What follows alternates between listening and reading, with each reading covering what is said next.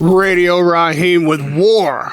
Dereck Chisora, another huge fight. This is no new territory for you. You've got Tyson Fury, December 3rd at Tottenham. And to be fair, when this fight was announced, everyone spoke about Tyson's decision to face you and his comeback from retirement. And the whole conversation has been about what Tyson's doing.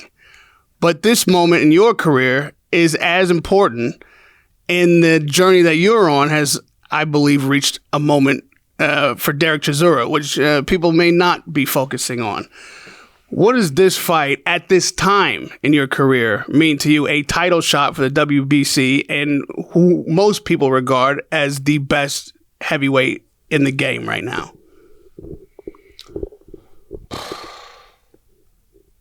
Delicious. I'm gonna say delicious. Listen, it's what can I say? It's a fight. I'm fighting a guy who's recognized as the #1 heavyweight. So I'm just excited.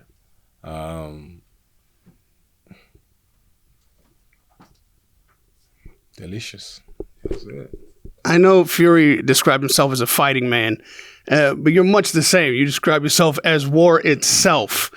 The passion for getting through those ropes, does that still burn bright? Is it about competition and boxing, or is this like a hard hat job? Are you just showing up for work on Saturday night like any other Saturday night? You know what? I enjoy it. You know, I look at it as a hobby for me. This boxing is a hobby for me because I don't need pressure on it. I just love it. You know, I love boxing. You know, when he gets in the ring, I get in the ring, man. We just want to put up a great show. You know, we want to put a great show for the fans, for people out there. So I know I'm coming to put an amazing show. Amazing show for myself and for the fans as well.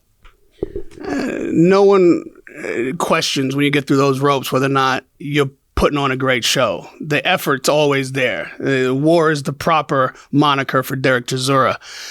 The knock now is that people expect a great show, but they don't expect you to win.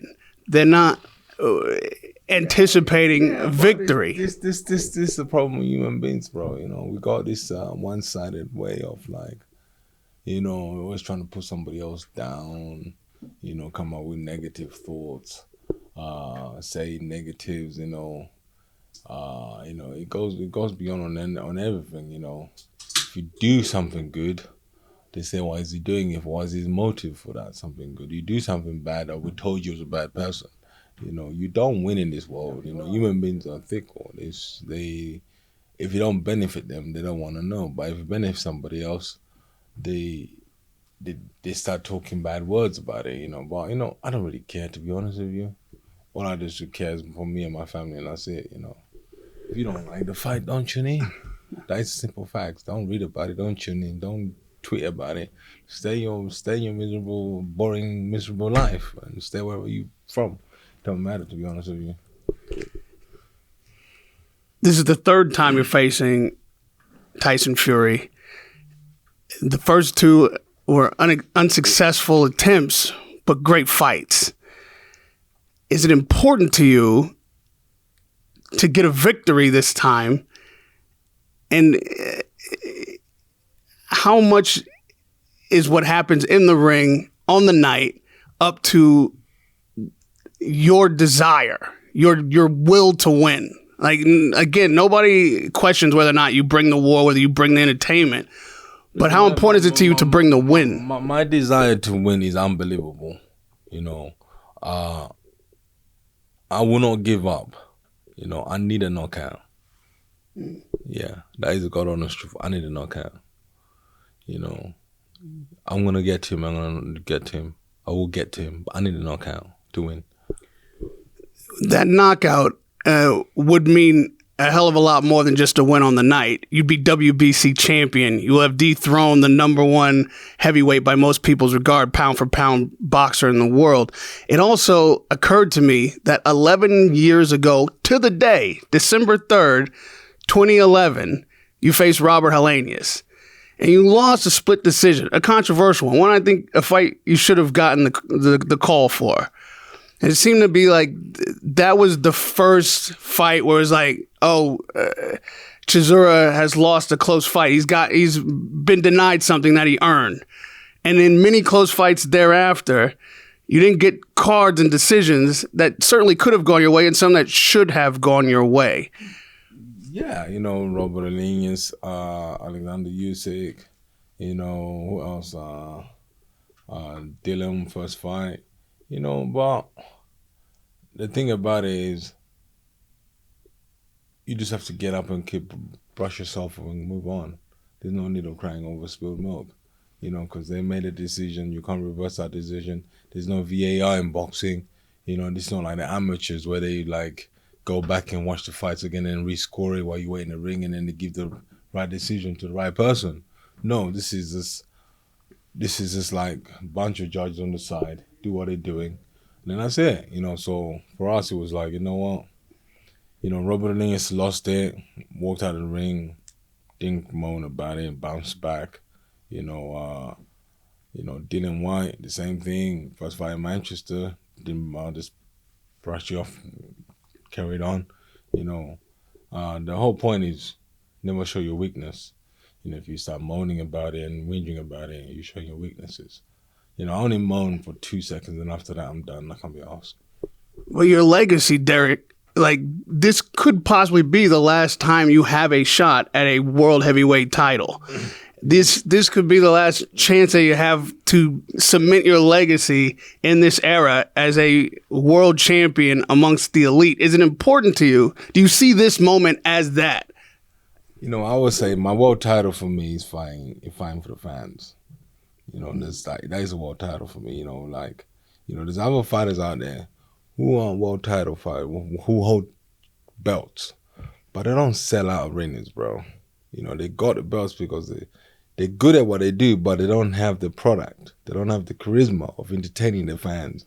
Yeah, it's like, yes, you can have about 30 fights unbeaten, but if you don't sell out a stadium of 3,000-4,000 people, you're in the wrong business.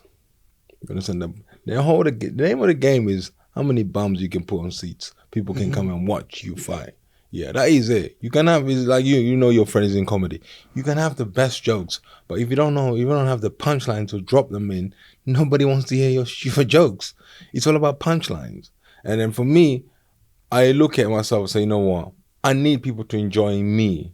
Yeah, I don't need to worry about the world title or this and this. No, I want people to enjoy me. I want people to love me. You understand? And then so far, people love me. They love what I do. And that's it. So, this fight, it's going to be amazing. I'm going to win this fight. I'm going to win it. 100%. Yeah, I have to win it. Yeah. Dillian White was in a tough fight a couple nights ago. And afterwards, he talked about, respectfully, saying, he didn't want to accumulate as many losses on his record as you. He didn't want to fight that long. If he couldn't keep winning, he just wanted to retire. And all you've said about what is important to you, entertaining, having the bums in the seat, all that is important. But how important is legacy? How do you know when it's, enough? This isn't no tennis match. Like, the body takes punishment. The brain takes punishment. You've been doing this a long time. How do you know in that legacy moment you've done enough? What would be the definition of that for you? Listen, when it's time, I'll let everybody know it's time. And right now it's not time. It's not time yet. How do you know when it's time? God will tell me. God has showed me the way so many times. God has showed me the way so many times. Understand? I've lost 12 fights. I'm boxing in arenas. I have my own shows. So it's not because I'm doing it myself. No, I'm a God-fearing man. God shows me the way. He tells me, pick a fight with this guy, and this will get you to this stage, and then we fight with this guy. All the way I'm being shown, premonition I have in my head sometimes. God will show me the way. God will tell me when it's time. And lastly, Dereck, you've both, let's said again, have fought each other twice, but you're different men now. There's been some years between these fights. We've seen what Tyson's been able to do in recent years, and yourself. But what is it on the night that Dereck Chisora, the War, brings into the ring for the third bout that wasn't present the last two times? Or what is it that you're able to do against Tyson that maybe he doesn't have that he used to have? What is a route to victory? Listen, what I would say this, yeah. If Tyson comes and fights me fair and square, it's gonna be a great fight. That's it. That's what I can say. Yeah. That's it. Fair and square. What's the alternative to that? Fair and square. You knows what I'm talking. People know. I don't want to cry over spilled milk, but that's what I'm saying. If he comes there fair and square, fights me fair and square, it will be a good fight. What if we see the Tyson we normally see? Is that not fair and square? We'll see. Put it this way. Dereck, you predicted a knockout. Just give me one thing to look for. How am I going to know that knockout is coming? Is there a setup shot? Is there something? Are you going to be on your toes more? Are you going to be inside? Give me one thing that we can look for. It lets me know the game plan's working on Saturday. I don't know, bro. I don't know. Radio Rahim with Dereck War Chisora, keeping it tight. We can't wait till Saturday night and see what you bring. Always bringing the entertainment. Good luck, good fortunes. Hopefully the win on Saturday night. Radio Rahim with War Chisora.